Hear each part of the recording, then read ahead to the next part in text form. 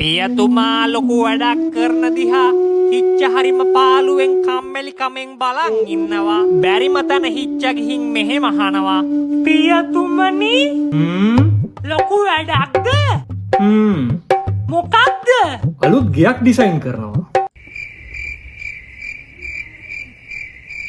ඒ ගෙදරට නම් මේ වගේ කාමරයක් දාන්න එපා. අයියත් ගෙදර නැතුව පාළුව ඇතිනේ. තාත්තා නම් ලොකු වැඩක් කමක් නැහැ. ආයෙ මම මොන වැඩේ කරත් ඔයා වෙනුනුත් වෙලාවක් වෙන් කරනවා. හොඳ? නෑ එහෙම ඕන නෑ. ඈ?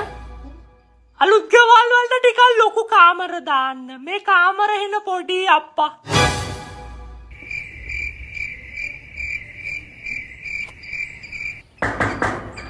ඒ ගමන මොකද්ද?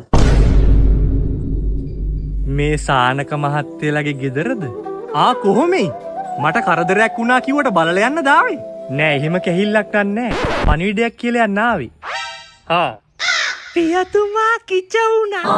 රුවන් දර්ශන සර්ගේ කම්බයින් මැත්ස් රිවිෂන් ක්ලාස් එක දෙසැම්බර් මුල සතියේ පටන් ගන්නවා කියලා ලොකු පුතාට කියන්නේ. මාස 8න් සම්පූර්ණ සිලබස් එක මුලින් ඉඳන් කවර් කරනවලු. ලොකු එකාව ඒකට යවන්න. කොහොම ඉතින් ගේ හොයාගත්තේ? මේ සුවඳින්ද? අයියෝ නෑ මහත්තයා. මැත්ස් නහුතර කෙලවන් ඉන්න මෝඩ කොල්ලගේ ගෙදර මොකක්ද ඇහුවම ත්‍රීල් පාක් එකේ හැමෝම දන්නවා. කවුද පියතුමනි ඒ? නමක් ගමක් දන්නේ නෑ. හැබැයි මනුස්සයි.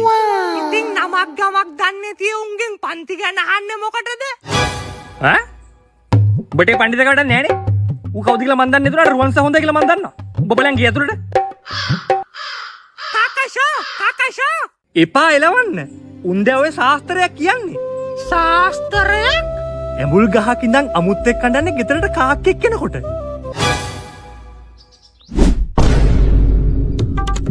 අමුත්තා කෙලියා නේද පියතුමනි ටී-ෂර්ට් එකට?